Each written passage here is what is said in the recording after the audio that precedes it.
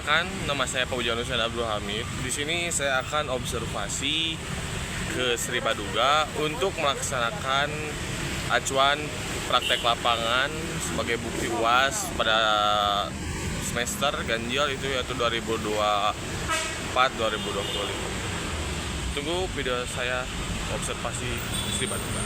Terima kasih. Halo guys, saya sudah datang di Sri Baduga. Di sini saya akan mengobservasi ruang kelas karena bahasa saya itu mengenai ruang kelas. Lanjut saja kepada observasinya. Let's go.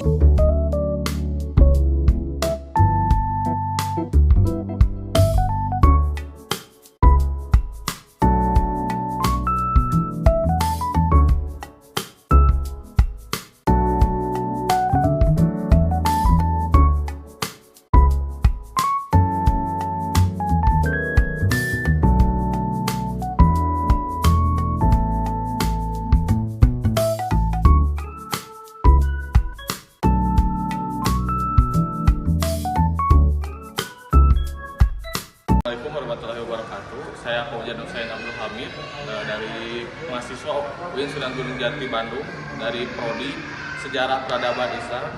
Ingin menanyakan, mohon izin bertanya mengenai ruang kelas. Tapi sebelum pada ruang kelas, saya ingin bertanya mengenai sejarah adanya Sri Baduga. Saya boleh izin.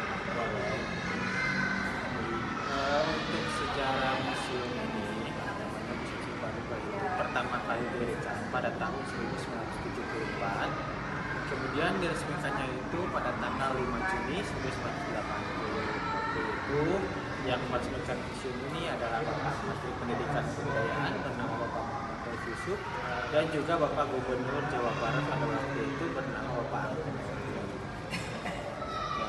Dan setelah waktu itu kan saya sudah beberapa kali kesini Pak observasi untuk mencari itu sebagai tugas untuk buat akhir ulangan semester itu observasi pelajaran pengetahuan sejarah.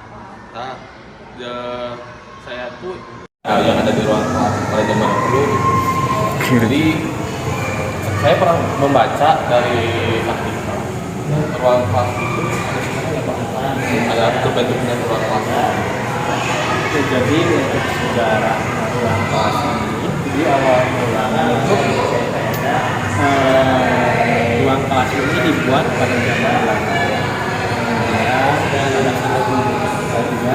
Nah, ruang kelas ini memang digunakan untuk sekolah, tapi pada zaman dulu itu tidak ada sekolah dasar, sekolah menengah pertama, dan dulu tidak ada. Cuman dulu hanya ada yang namanya sekolah rakyat, cuma itu saja.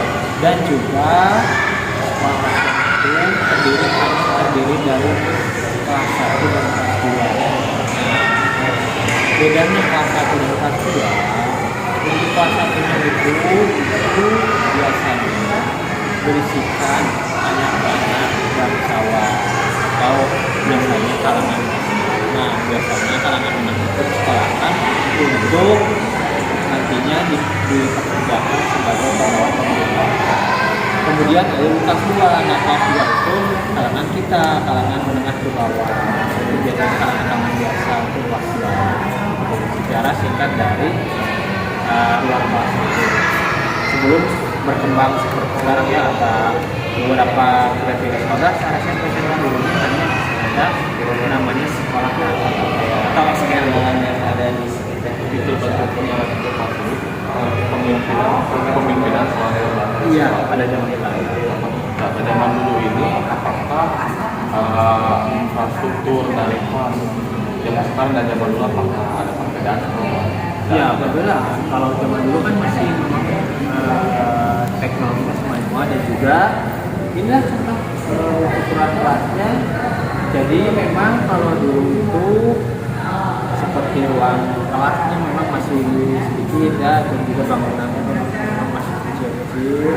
Terus dari struktur kayak peralatan meja, kursinya itu memang kalau dulu itu kayak seperti ini, tapi lebih panjang juga. Jadi dalam satu meja dan kursi mungkin kalau sekarang sendiri berdua, kalau dulu bisa sampai 5 orang satu meja satu kursi. Tapi untuk itu panjang. Beda kan tadi dari infrastruktur, terus dari segi keamanan dan keterjaminan pembelajaran apakah jemaah masih kuat atau cukup lah bagi rakyat. Karena kalau dulu kan memang strateginya yang menentukan pendidikan itu dari stratanya ya. Memang itu pada saat kolonial agama itu membuat sekolah itu memang ditugaskan untuk kelas 1 yang lebih apa ya disebutnya lebih pendidikannya lebih diutamakan karena memang bahkan ditugaskan untuk pegawai pemerintahan, beda dengan kalangan kayak kelas 2 yang hanya bersifat kalangan menengah biasa.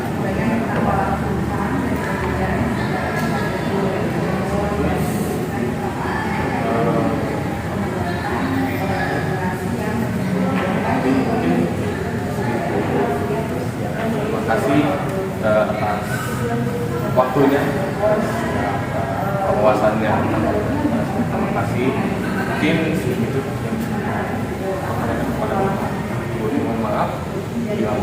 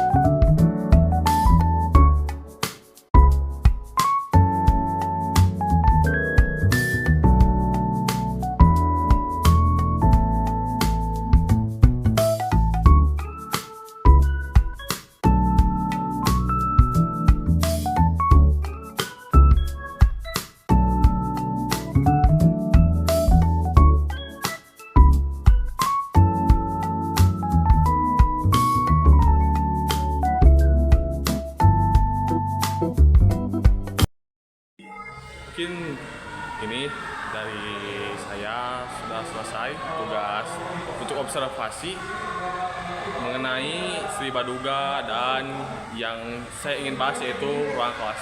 Terima kasih untuk kalian semua telah menonton video ini. See you next time dan terima kasih. Bye bye. Dan terima kasih Bukar. Bye bye.